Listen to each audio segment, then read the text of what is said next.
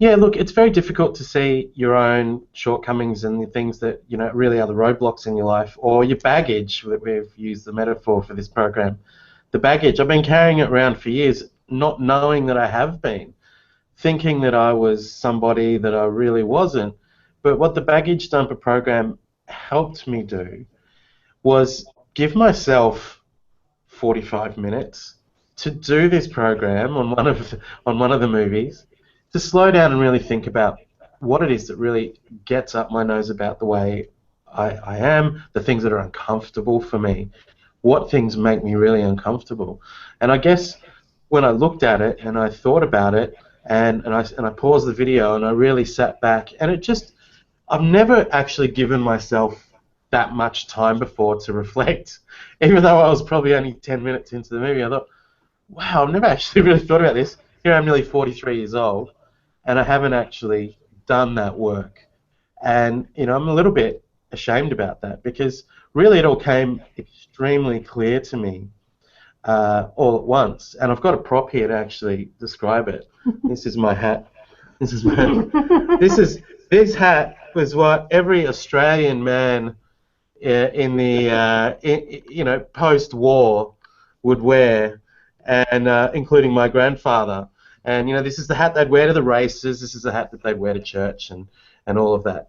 And my grandfather was a really, really wonderful person. An upstanding citizen, a fine man. Grew up through the war and the Depression, and actually was an absolutely beautiful man. But he was terribly, terribly irritable. He had the shortest fuse. He'd go cranky. He wouldn't go off his nut. I mean, as an Australian saying, off his nut. He wouldn't go berserk psycho, but he was always just that little bit of irritability was just under the surface all the time, and it was quite difficult to deal with, And I looked back at it, and I've always really wanted to be a lot like him.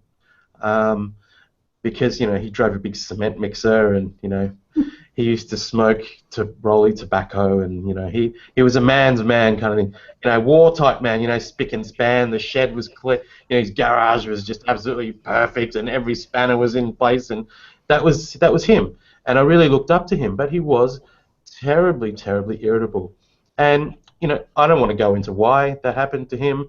That's not really important, but it was a reflection on me and who I'd become, and the way I dealt with my life, and my, not grandkids, but my kids, and my kids really, they didn't get a dose of him, they got a dose of him through me. And so, looking back to that time when he grew up, he was, it's a different time, so there's really no reason why I should be acting like this. We're in a very comfortable part of the world now. Nobody carries guns here in Australia. It's a pretty laid-back kind of lifestyle. We've got beaches, and and it's a great place to live. So why was I being so irritable? Why was I carrying this irritation? And I just learnt it from my grandfather, and I never really knew. I never looked at that. I never actually sat down enough to say, well, hey, this is what I do, and I want to try and reduce this.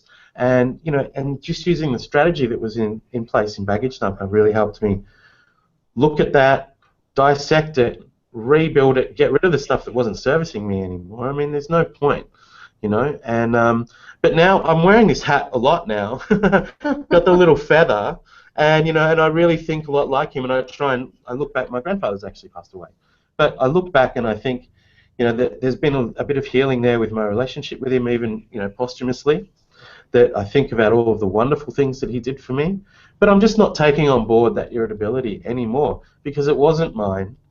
And it doesn't serve me well. And for whatever reason he did it, that was his reasons, and it doesn't have to be mine.